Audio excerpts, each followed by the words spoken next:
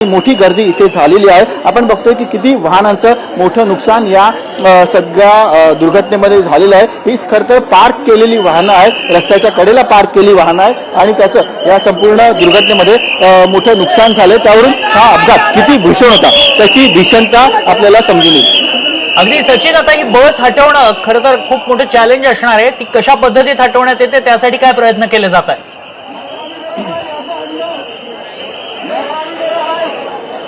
नक्कीच सचिन, तुम्हाला थोडंसं थांबवतो। काँग्रेसच्या खासदार वर्षा गायकवाड या सध्या आपल्या संपर्कात आहेत। वर्षाजी, अतिशय भीषण अपघात झाल्याचं पाहायला मिळतंय। भरधाव बसनं अनेकांना चिरडलंय। तुमच्याकडे काय माहिती या संदर्भात?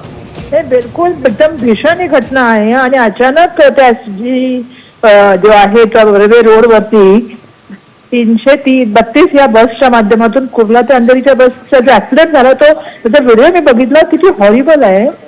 आणि अशा तऱ्हेने हा अपघात होत झाला, त्याच्यामध्ये गाड्या आणि सगळ्यात महत्वाची गोष्ट म्हणजे मनुष्यहानी त्याच्यामध्ये झालेली आहे। काही लोक त्यात जखमी झालेले आहेत। तर सरकारला माझं सांगणं आहे की सर्वप्रथम या प्रकारची चौकशी तर करा, पण जे आता इंजिनियर आहे त्यांना त्वरित प्राथमिक उपचार मिळाला पाहिजे, त्या दृष्टिकोनातून केला पाहिजे असं मला या ठिकाणी सांगायचं। पण हे भयानक अचानक असा अपघात होणं।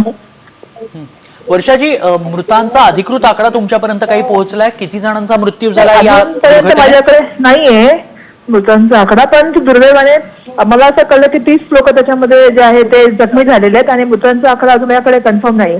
पण एवढी मोठी घटना होते आणि मार्केटमध्ये ही जे आहे ते लोक बस शिरते आणि त्या ठिकाणी जे आहे ते हा अपघात होतो। गाड्यांना ठोकते, लोकांना ठोकते, म्हणजे काय चाललंय मला कळत नाही। हिट रनच्या घटना आजकाल महाराष्ट्रामध्ये एवढ्या मोठ्या प्रमाणात व्हायला लागले, म्हणजे पुणे असेल, मुंबई असेल, आता बस होता तर काय ड्रायव्हरची सगळी पूर्ण चौकशी केली पाहिजे। तर दारू पिलेला होता का काय होतं, एक्झॅक्टली काय झालं, त्याच्यामुळे घटना घडली, सगळ्या प्रकाराची चौकशी व्हायला पाहिजे। दुर्दैवाची घटना झालेली घटना, भयानक घटना। जखमींना आणि मृतांना मदत करण्याची मागणी करता तुम्ही? आर्थिक मदत? बिलकुल, मला सांगायची पहिली माझं सांगणं आहे की लगेच इन्स्टंट याच्यावरती कारवाई झाली पाहिजे आणि लोकांना जखमी झालेत त्यांना उपचारासाठी जे आहे ते त्या ठिकाणी उपलब्ध झाली पाहिजे आणि त्याचबरोबर या पूर्ण प्रकरणाची चौकशी पण झाली पाहिजे आणि मृतांना जखमींना सरकारच्या मदतीने मदत झाली पाहिजे। नक्कीच। आपण दिलेल्या सविस्तर प्रतिक्रियेसाठी धन्यवाद वर्षाजी। आपण सविस्तर साम टीव्हीशी बोललात त्यासाठी।